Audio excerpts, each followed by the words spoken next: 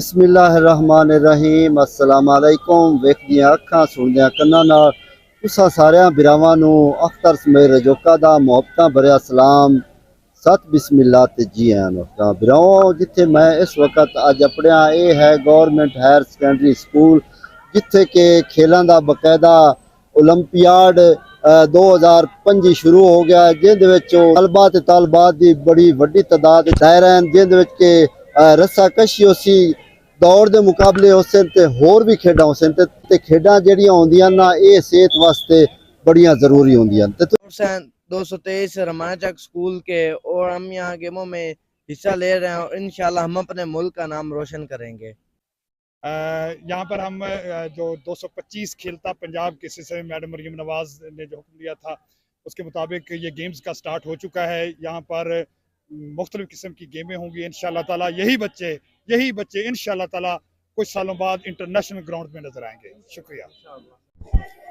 अस्सलाम वालेकुम बिरावो, मैं तोड़ा मेज़बान चौधरी अख्तर समੇਤ रजोका ते मैं मौजूद हाँ government higher secondary school Bhaona चो जिथे के खेलों के मुकाबले शुरू हैं ते मेरे नाल इस वक्त मौजूद हैं वड्डे अफसर जिहड़े कि इन्हां खेलों की सरपरस्ती कर रहे हैं। मजीद उन्हां तो पुछते हैं भी इन्हां खेलों का की मकसद है, कितने दिन तक जारी रहेगा।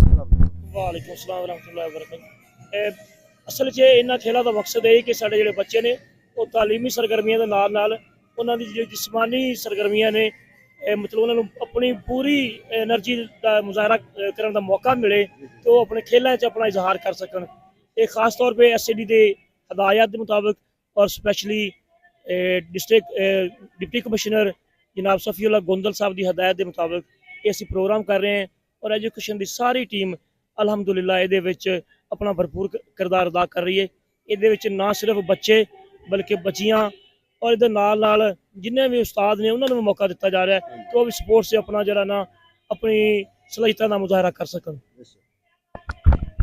जी बिल्कुल, तुसां इन्हां दियां गल्लां सुनियां जे अगर ये खेडां होवें ते नौजवान जिहड़े ना अपना मुस्तकबिल बेहतर करदे ते अपने पाकिस्तान दा ना हर सतह ते रोशन करदे। हुण जे इतनी गल्लां जे जिंदगी दी इजाजत जे जिंदगी दी मोहलत नवीं गल्लां दे नाल तुहाडी खिदमत दोबारा देर अपने सज्जन अपने बिल अख्तर समੇਤ रजोका नूं दिओ इजाजत। अल्लाह बेली।